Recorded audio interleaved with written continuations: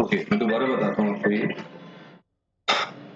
ई point page number 224 पे effect of non registered में ई point कहता है अ प्रोसीडिंग इन एग्जीक्यूशन और अदर प्रोसीडिंग इंसिडेंटल मतलब उसी के जैसी टू और अराइजिंग फ्रॉम द सूट और a claim not exceeding 100 rupees. तो आप कितने रुपए तक का claim.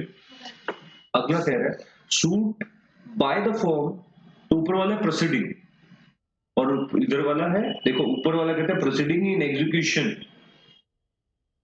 arising from a suit or a claim के लिए। नीचे वाला कह रहा है suit by the firm which has no place of business owner, a suit in execution at point A suit by a firm which has no place of business. Okay D और F था वो। D और F पहले D और F बताता हूँ मैं। D और एफ कहता है डी कह रहा है कि सेट ऑफ कितने तक का हो सकता है 100 और ई पॉइंट कहता है क्लेम भी हम कितने तक का 100 तक का। फिर आया F point a suit by the firm which has no place of business in the territories to which Indian partnership extends। आपकी फर्म जो है वो दुबई में भी, दुबई में आपकी फर्म रजिस्टर्ड नहीं और दुबई में इंडिया में भी है, दुबई में भी है, श्रीलंका में भी है। आपकी पार्टनरशिप खाली इंडिया में एप्लीकेबल है। दुबई में आपके साथ कोई फ्रॉड हो गया, आप केस करना चाहते हो, क्या कर सकते हो? कर सकते हो। लोकल लॉज उस कंट्री के लगेंगे आपके ऊपर। वो अगर लोकल लॉ कहता नहीं कर सकते तो नहीं कर सकते। हमारे को कोई दिक्कत नहीं। हमारा एक्ट कहता है कि अगर जहां हमारा एक्ट एप्लीकेबल नहीं वहां पर अगर हमारा एक्ट केस करना चाहे तो कर सकता है।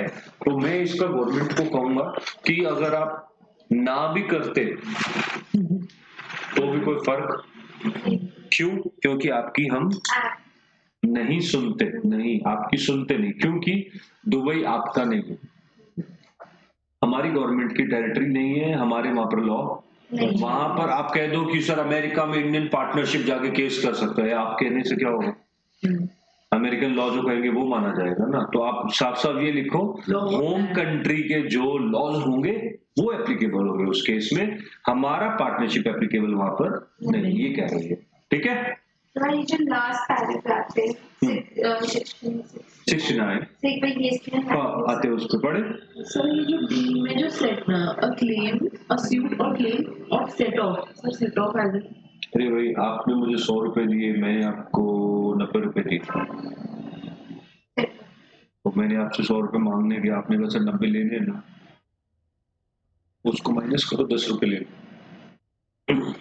काइंडली कुछ चीजें गूगल भी कर लो, थोड़ा कॉमन सेंस यूज करो। ऐसे पढ़ेंगे ना अगर हम तो हमारा एग्जाम के बाद तक मतलब 1 साल 2 साल तक हम यही किताब पढ़ते रहेंगे। थोड़ा फास्ट करो, कॉमन सेंस लेके आओ, स्पून फीडिंग में मत आओ, प्रैक्टिस में मत लो वो चीजें। फास्ट करो, खुद लर्न करो, सेल्फ लर्न करो। मैं ये नहीं कह रहा, मैं नहीं बताऊंगा, बट कुछ चीजें जल्दी ग्रैब करने का ट्राई करो, क्योंकि ऐसे अगर हम एक एक पेज इसको ऐसे पढ़ेंगे ना, एक एक लाइनों को, फिर तो हो गया लॉ। कॉन्ट्रैक्ट एक्ट में तो 1 साल 1.5 साल लग जाएगा, फिर हमें करते रहे। बहुत बड़ा कॉन्ट्रैक्ट एक्ट, उसमें तो एक एक चीज बहुत ज्यादा डिफिकल्ट। तो फास्ट करो, प्रॉब्लम क्लास ली जाएगी आपकी, लेना आप मेरे से सारी चीज। अभी को पढ़ो teacher. Section 69 bars the very institution of a suit by the unregistered firm or by the partner। सही है ना? bars का मतलब unregistered firms केस नहीं कर सकते। Registration is condition precedent for to the right to institute the suit and therefore the condition precedent must be fulfilled before institution of the suit। Simple सी अभी तक यही मीनिंग आ रहा है कि आप केस नहीं कर सकते। If thereon therefore on the date of institution of the suit the firm is not registered, तो मतलब किस दिन का देखा जाएगा? जिस दिन केस करना चाह रहे हो। therefore on the date of institution of the institution मतलब करना, शुरुआत करना। firm is not registered, the subsequent registration cannot validate the suit। तो मतलब है कि जिस दिन आप केस कर रहे हो उस दिन आपकी फर्म रजिस्टर्ड नहीं है और बाद में आपने रजिस्ट्रेशन 2 दिन बाद करवा लिया, तो क्या वैलिड है ना? जिस दिन केस कर रहे हो उस दिन रजिस्ट्रेशन होना जरूरी है। कोर्ट क्या करेगा आपके केस का? फिर डिसमिस। किस केस में डिसाइड हुआ था ये? पृथ्वी सिंह वर्सेस हसन अली 1950 बॉम्बे का केस है।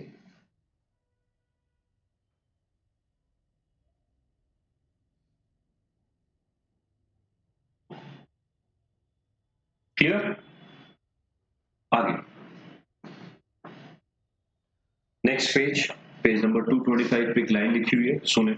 However, an unregistered firm can bring a suit to enforce a right arising otherwise than out of contract. That is, कौन कौन से अधिकार है उनके पास? डिसोल्यूशन का, अनरजिस्टर्ड फर्म कर सकता है डिसोल्यूशन के लिए, injection against the person wrongful infringement of trademark. मतलब ध्यान से सुनो इस लाइन का मतलब, अगर नाइकी या फिर एप्पल, कोई भी company, Apple, Nike, Samsung, unregistered partnership होती है तो उनका एक ट्रेडमार्क बना हो। फॉर एग्जांपल, हर एक कंपनी का ना एक ट्रेडमार्क होता है, तो एप्पल का एक ट्रेडमार्क है, cut Apple is a trademark. अगर वो एक पार्टनरशिप होता है अनरजिस्टर्ड, और आप उसके उस ट्रेडमार्क को, और जो ट्रेडमार्क रजिस्टर्ड है, उसका ट्रेडमार्क रजिस्टर्ड है बट फॉर्म रजिस्टर्ड नहीं, आप एप्पल के बेल्ट बनाने लग गए, टी शर्ट्स बनाने लग गए, मोबाइल के कवर बनाने लग गए, तो क्या वो unregistered Apple partner, Apple association आपके ऊपर ये केस कर सकता है कि आप उनका रजिस्टर्ड ट्रेडमार्क यूज मिसयूज ना करें? समझ आई ना लाइन पूरी? फिर से, एप्पल का ट्रेडमार्क ट्रेडमार्क एक्ट के अंडर रजिस्टर्ड है। ट्रेडमार्क पता है क्या होता है? कोई mark which distinguish you from others in terms of trade।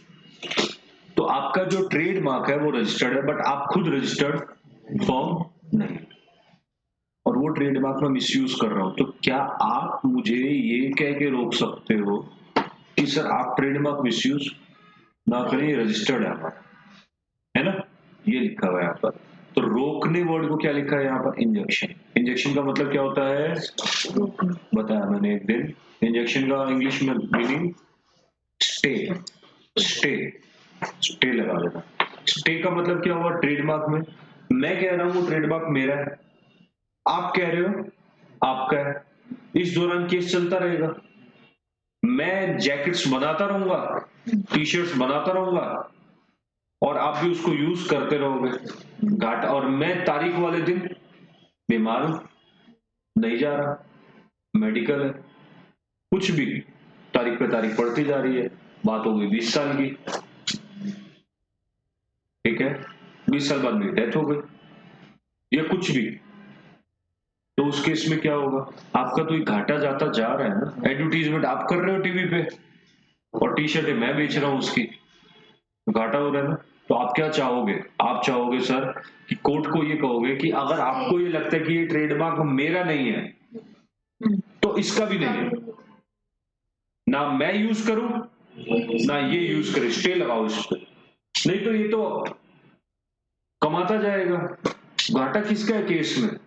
ये तो कमा रहा है, उससे थोड़ा बहुत दे रहा है, और मेरी कमाई भी जा रही है, प्लस मैं कोर्ट के भी खर्चे बियर कर रहा हूं। स्टे लगाओ इस पे आप, ये लिखा हुआ इसमें, unregistered partnership firm can file a suit for injection of registered trademark.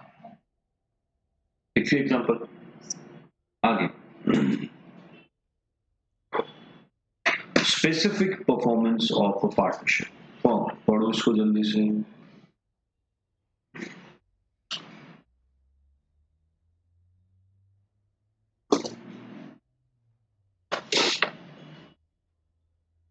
तो ये सारे केसेस नोट करने हैं।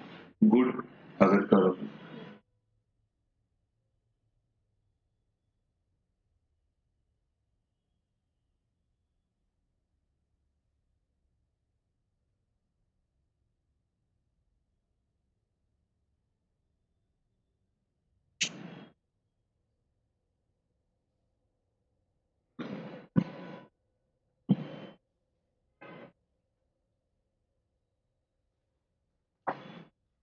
ठीक है। The working of partnership depends upon the personal inclination of partners. There can be no specific performance of partnership agreement. ठीक है। Specific मतलब उससे, अभी आप इतना नहीं समझ पाओगे स्पेसिफिक का मतलब, थोड़ा बहुत कॉन्ट्रैक्ट एक्ट में पढ़ोगे, बाकी सारा का सारा नेक्स्ट लेवल पे, अगले लेवल पे इसके बारे में डिटेल में स्पेसिफिक रिलीफ एक्ट होती है वहां पढ़ोगे। तो अभी याद रखना, मैं आपको अभी कह रहा हूँ कि नेक्स्ट लेवल पे मैं आपको ये पढ़ाऊंगा।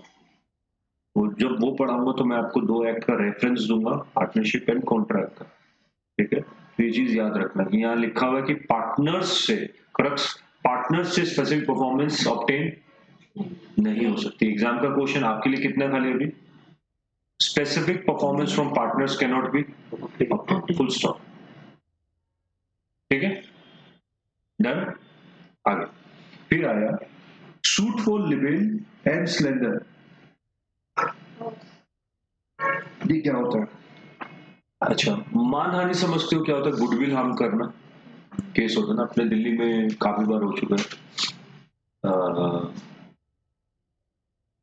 अभी हमारे चीफ मिनिस्टर जो है मिस्टर केजरीवाल, उनके ऊपर सबसे पहले नितिन गडकरी है एक, उन्होंने किया था। अरुण जेटली ने बीसीसीआई के केस में किया था, और एक और केस हुआ था। उन्होंने बोला कि निकल गया सर मुंह से, क्या करूं, मतलब ही सेड कि हो गई गलती, निकल गया मुंह से।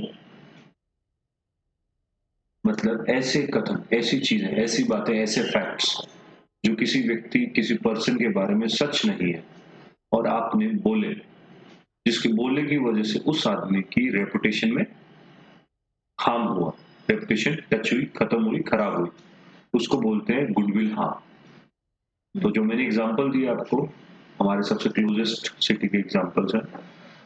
सो हमारे जो चीफ मिनिस्टर, वो 3 दिन के लिए शायद जेल भी गए थे जब इलेक्शन पहली बार लड़ना था ना। अब कहानी ये थी कि उनको बोला था कि आपने इनके बारे में झूठ क्यों बोला। उन्होंने कहा निकल गई सर, क्या करूं मुंह से, ठीक है, फिसल गया। तो कोर्ट ने कहा बहुत अच्छी बात है, आप जेल जाइए या फिर बॉन्ड साइन कीजिए 10,000 का। तो उन्होंने कहा कि सर मैं आम आदमी हूं, मेरे पास 10,000 रुपए नहीं है देने के लिए। तो कोर्ट ने कहा ठीक है आप जेल में रहिए। नहीं थे सर, 10,000 नहीं होते, बहुत बड़ा अमाउंट होता है, एक पॉलिटिशियन के पास नहीं मिल पाते। तो 3 दिन के लिए जेल में रहे थे इस मान हानि की वजह से, नितिन गडकरी के केस में। बाद में उन्होंने सॉरी बोला और शायद किसी और ने उनकी जमानत करवा के 3 दिन में एक क्रांति लानी थी, तो वो आ गई और वो बाहर आ गए। फिर रिसेंटली अभी बीच में बीसीसीआई से, अगर फैमिलियर लड़के शायद हो, बीसीसीआई क्रिकेट एसोसिएशन, तो उसके केस में लड़के, क्या मुझे लगता है लड़कियां भी आजकल हमारी कोई कम नहीं है, वो सारा अपडेट है, लॉ कर रही है काफी बच्चे। अच्छा, तो वो बीसीसीआई पता होगा आपको क्या होता है। उस केस में अरुण जेटली न्यूज से अपडेट रहते हो, तो अरुण जेटली के ऊपर उन्होंने, लेट अरुण जेटली, उनके ऊपर उस वक्त जिंदा थे वो, उनके ऊपर उन्होंने एक इल्जाम लगाया कि इन्होंने सर करप्शन कर दिया है। अरुण जेटली ने कहा मैं अब खाट खड़ी करके छोड़ दूंगा तेरी रुख, ठीक है। पर मैं, उन्होंने ये बोला कि मैं नरेंद्र मोदी नहीं हूँ कि जो मर्जी बोलता जा रहा है और मैं सुन लूंगा, ठीक है, मैं बताता हूँ। उन्होंने केस फाइल कर दिया। अरे ही इज लॉयर, लॉयर है, उनकी बेटी भी लॉयर है। तो उसने कहा मैं बताता हूँ तुझे, ठीक है। तो उन्होंने केस फाइल कर दिया। फिर उन्होंने कहा सर फिर निकल गई हमारे मुंह से, ठीक है, माफ कर दो। माफी मिल गई और बच गए सर, बट इस बार जेल वेल नहीं गए, आ गए थोड़े, मतलब जमानत मिल गई थी। तो लिवेल और सिलेंडर, इसी के 2 पॉइंट्स हैं। गुडविल हार्म करना, गुडविल हार्म मतलब किसी की मान हानि करना, उसको गुडविल हार्म कहते हैं। वो 2 तरीके से हो सकती है। या तो मैं बोल दूं कि तुम बहुत ही गंदे हो, ठीक है, घटिया हो, करप्टेड हो, और या मैं लिख के दे दूं यहाँ पर मिस्टर एक्स बहुत गंदा, करप्टेड है, घटिया है, ठीक है। ये 2 तरीके से गुडविल हार्म। तो जब हम लिख के किसी की इज्जत उतारते हैं उसको बोलते हैं लिबेल, और जब हम ओरली किसी की इज्जत खराब करते हैं तो उसको बोला जाता है स्लैम। मतलब समझ आया? रिटन में if you give written statement about someone's reputation, it's a libel. But if you speak orally about someone it's a slander. फिर से, न्यूज़पेपर अगर किसी के बारे में गलत आर्टिकल प्रिंट कर दे तो वो क्या है? लिबेल। किसी पर्सन के बारे में आप कह दो कि सर हवाई जहाज मंगवाए, राफेल मंगवाए और वो गलत थे, उनके यहाँ करप्शन हुआ था, तो वो क्या है? स्लैंडर। और अगर केस फाइल करा जाए तो ठीक है, बाद में सर निकल गई वो से, उस पे भी आपको पता होगा अगर अपडेटेड हुआ तो सुप्रीम कोर्ट का शायद वर्डिक्ट आया, अभी रिसेंटली आया, 2 बार आया, अभी एक बार और इलेक्शन की रैली में, अभी रिसेंटली भी कुछ निकल गई थी मुंह से। ठीक है, क्या निकला था अभी, पता है किसके बारे में बात कर रही है? The other PM candidate. हाँ, तो उन्होंने बोला था राफेल के बारे में, तो राफेल के बारे में तो बहुत ज्यादा बोल दिया था। फ्रांस के प्राइम मिनिस्टर को भी करप्ट कर दिया था उन्होंने, वो भी घटिया है, वो भी घटिया है, सुप्रीम कोर्ट भी बेकार है, सब कुछ बेकार है, जो मैं बोल रहा हूँ वो सही है। Billionaire of India was also dragged. बहुत सारे लोग, बहुत सारा, और हमारे एक इंडियंस की सबसे बड़ी प्रॉब्लम ये है कि हम रूमर्स में बड़ा बिलीव करते हैं, मतलब वी डू, एंड फोकट का खाने की आदत बहुत है, बहुत ज्यादा हमें आदत है फ्री में कुछ मिल जाए, और ये नहीं देखा जाता कि वो फ्री कहाँ से जा रहा है, आपके पैसे से जा रहा है। आपको लगता है मैं तो टैक्स देता नहीं, तो जीएसटी दे रहे हो आप खाने पीने पे, हैं?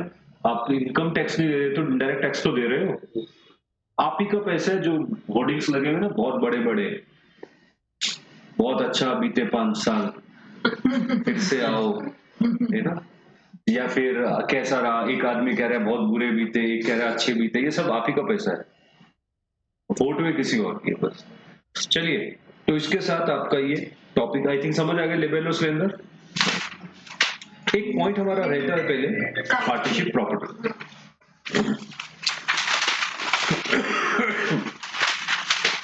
पता है मुझसे, हाँ जी, पार्टनरशिप प्रॉपर्टी। तो सवाल उठते हैं कि क्या पार्टनरशिप, जैसे 2 ऑलरेडी आप पढ़ चुके हो इसको पहले। सही, जो लिबेल और स्लेंडर है ये अनरजिस्टर्ड के लिए तो होएगा ही नहीं ना, पार्टनर करेगा, पार्टनर कर सकता है, उसमें पार्टनर कर सकता है। सर रजिस्टर्ड अनरजिस्टर्ड इज्जत तो होगी ना सबकी। अगर आपका नाम, अगर आपका जन्म प्रमाण पत्र जिसको बर्थ सर्टिफिकेट बोलते हैं वो नहीं बना, आपका इंडियन सिटीजनशिप का कार्ड नहीं, आधार कार्ड नहीं, तो इज्जत नहीं है, तो फिर आप केस करोगे उसमें। तो वैसे ही एक फर्म जो रजिस्टर्ड नहीं है, काम कर रही है वो भी, उसका एक रजिस्ट्रेशन नहीं हुआ, उसके आप एसेट्स को मिसयूज कर रहे हो, उसके बारे में गलत बोल रहे हो, तो गलत। तो point is not reputation, point is गलत बोलना। पॉइंट क्या है यहाँ पर? मान हानि। पॉइंट मान नहीं है, पॉइंट गुडविल नहीं है, पॉइंट है गुडविल हार्म, ये बोला गया। तो रजिस्टर्ड और अनरजिस्टर्ड गुडविल तो अच्छा, आगे आते हैं हम एक बार, पेज नंबर 213 पे एक पॉइंट था आपका, रहता था पार्टनरशिप प्रॉपर्टी के बारे में डिस्कस करेंगे। क्रक्स पूरे का ये है, a partnership can never by the property in its own name.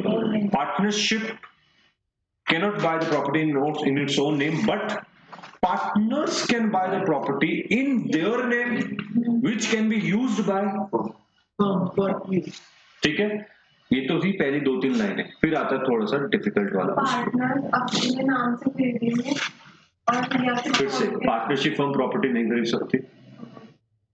Partnership firm को प्रॉपर्टी खरीदनी है अगर, तो पार्टनर्स के नाम पे, ठीक है। Reason, partnership firm separate legal entity नहीं है, तो रजिस्ट्रेशन साइन कौन क्या है, उसको कोई वर्थ नहीं है law. Okay, so it is open to the partners to agree among themselves as to what is to be the property of the firm. जो मन करेंगे वो मान सकते हैं, and what is to be separate property of one or more partners, although employed for the purpose of the firm. In the absence of any such agreement, express or implied, the property of the firm shall be, मतलब पूरे पहले लाइनों का है कि partnership firm की जो property है एक्सेट्रा, वो जो अग्रीमेंट में लिख देंगे उस तरीके से ट्रीट होगी। बट अगर अग्रीमेंट इसके बारे में साइलेंट है तो नीचे लिखे हुए 3 पॉइंट माने जाएंगे। क्या पहला point, all property rights interest which have been brought into common stock for the purpose of the partnership by individual, whether commons में बिजनेस हो या बात हो। समझ आया? आप लेके आए फॉर्म स्टार्ट करने के लिए 5 लाख, आप लेके आए 5 लाख, मैं लेके आया 10 कंप्यूटर 5 मोबाइल, ठीक है। कहना इसे मेरी कैपिटल काइंड में आई है, वैल्यू कर लो, ठीक है। तो ये प्रॉपर्टी किसकी है? मेरे नाम पे। कंप्यूटर का बिल मेरे नाम पे है, मोबाइल का बिल भी मेरे नाम पे है। क्योंकि आपने कह दिया ना कि यूज हो गया। मैंने नहीं कहा, बट कॉमन स्टॉक में भी, कॉमन स्टॉक समझते हो, फॉर्म के लिए मैंने कहा ये फॉर्म की है, ठीक है। तो क्या है वो, चाहे वो irrespective of that that it is on my name, but use किस, बट वो ध्यान रखना कॉमन स्टॉक मतलब हाँ, ये नहीं कि मैं एक दिन गलती से अपने पर्सनल गाड़ी फॉर्म के लिए यूज कर ली और दोनों पार्टनर चल के बोले हो गई फॉर्म की, ऐसा नहीं। It should be for the common stock, okay. दूसरा, those acquired in the course of course, जो पैसे से खरीदी गई है वो भी पार्टनरशिप फॉर्म के पैसे से खरीदी गई, चाहे किसी के भी नाम पे हो, कोई फर्क नहीं पड़ता किसके, वो फॉर्म की। तीसरा, of course the goodwill of the business, आया समझ? ये हमने पर्सनल यूज के लिए फॉर्म के पैसे से कुछ हाँ फॉर्म की है, पैसा किसका लगा, फॉर्म का। डिपेंड करेगा, अब इस केस में हम केस चला देंगे इस पे। अगर मेरे लिए बेनिफिशियल है वो चीज तो मैं ले लूंगा, नहीं है तो मैं कहूंगा तेरे नाम पे तू ही रख पैसा, अब तू मुझे पैसा दे दे। आगे वाले पेज पे ये बात के बारे में डिस्कस करते हैं। आया, आगे बढ़ते हैं। अभी वही चीज है, the property of the firm belongs to the firm. ध्यान से एक word, property of the firm, circle the word belong. Property of the firm belongs to the firm and not to the individual partner. क्यों बोल रहा हूं मैं ये, क्योंकि ऊपर मैंने कहा कि प्रॉपर्टी किसके नाम पे होगी, पार्टनर। तो ये मुझे क्लियर करना जरूरी है कि चाहे आपके नाम पे होगी तब भी वो किसकी रहेगी, and partner has no right to use the property in their own way. Partner का कोई अधिकार नहीं कि वो प्रॉपर्टी उसके, तो उसके अपने तरीके से उसको यूज करे। The ownership belongs to the firm and no partner can deal in the specific properties as if the properties are his own. Nor does the partner possess any assignable interest in such property. मतलब समझ आइए कौन से case में, Narayanappa versus भास्क्याप्पा, 1966 का case है, supreme court का case है ये। क्या बोला इसमें कि चाहे पार्टनर के नाम पे रहेगी तब भी पार्टनर अपने मन मर्जी से उस प्रॉपर्टी को यूज नहीं कर सकता। आगे, what is meant by the share of partner and proportion of the partnership assets after they all are realized and converted into money and all the partnership debts and liabilities have been paid and discharged। बहुत simple चीज है कि partnership share क्या होता है कि सब बार का पैसा दो, सब कुछ देने के बाद जो बचता है वो पार्टनरशिप फॉर्म कर। If certain partners jointly own a immovable property which they use for the purpose of partnership business, ध्यान से, if certain partners jointly own a immovable property, partners अपन तीनों लोग पार्टनरशिप फॉर्म में हमने 5,000 लगा के immovable property खरीदी, दुकान खरीदी, which they use for the purpose of partnership business, the mere use of property, वो ऑफिस हमने पार्टनरशिप फॉर्म को ऑफिस बना रखा है। इस पार्टनरशिप में मैं कहता हूं 10 पार्टनर है, बट हम तीनों ने 10 पार्टनर है हम, बट हम तीनों ने 10-10 लाख लगा के 30 लाख में एक दुकान खरीदी, ऑफिस खरीदा, और उस ऑफिस के अंदर हम बैठ के पार्टनरशिप का बिजनेस कर रहे हैं, ठीक है। क्या ये पार्टनरशिप की प्रॉपर्टी है? जब तक एग्रीमेंट नहीं होगा। हाँ, that is the common stock नहीं है। Mere use of the partnership property owned by some partners is not a partnership property. फिर से जरूरत तो नहीं है, आगे समझ। एक मिनट, तो किसी बिजनेस के लिए हाँ मेरी हमारी साझेदारी समझते हो ना, मिलके हमने प्रॉपर्टी ले ली, बस उसमें आप पार्टनरशिप का बिजनेस बैठ रहे हो, एग्रीमेंट तो नहीं बनाया ना, तो नहीं, जस्ट यूज कर रहे हो आप उसे। पर सर अभी आपने सम बोला, अगर 10 के 10 करते तब भी नहीं है, तब भी नहीं है। सम कहने का मतलब क्यों है, 10 के 10 होंगे तो बटेगा तो सब में बराबर ही, 3 होंगे तो वो ज्यादा हक करना चाहते हैं इस।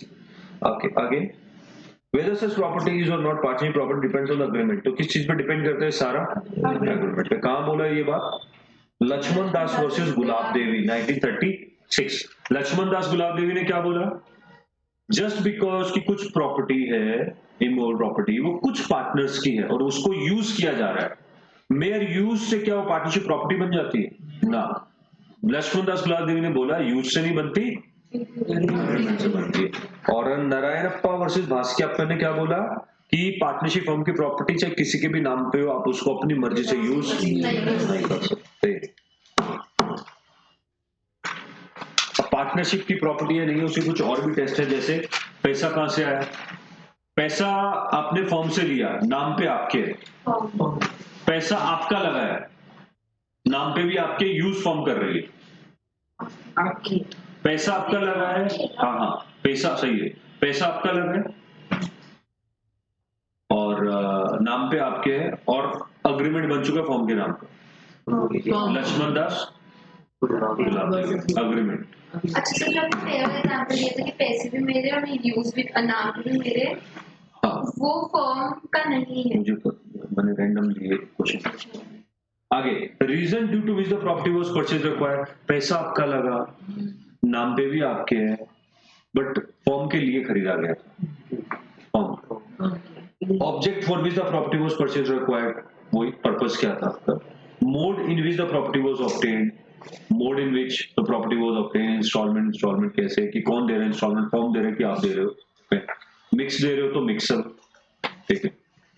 And the mode in which the property was dealt with, use कौन कर रहा है, मोड मतलब डेल्ट मतलब डील कौन कर रहा है, यूज कौन कर रहा है, फॉर्म यूज कर रही है तो प्रॉपर्टी किसकी हो गई, क्यों भाई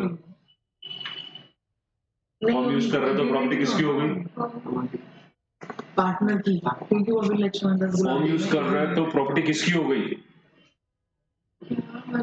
अगर कोई प्रॉपर्टी फॉर्म यूज कर रहा है खाली तो वो प्रॉपर्टी किसकी है, पार्टनर एग्रीमेंट हुआ है ना, एग्रीमेंट हुआ ना। लक्ष्मण दास गुलाबदेव ने यूज तो मना कर रहा है ना, हाँ तो यूज, वो मेरा क्वेश्चन ऐसा ही था, फॉर्म यूज कर रहा है तो प्रॉपर्टी किसकी हो गई, किसी की नहीं, जिसकी थी उसी की है, ठीक है। The use to which the property was put to, ठीक है।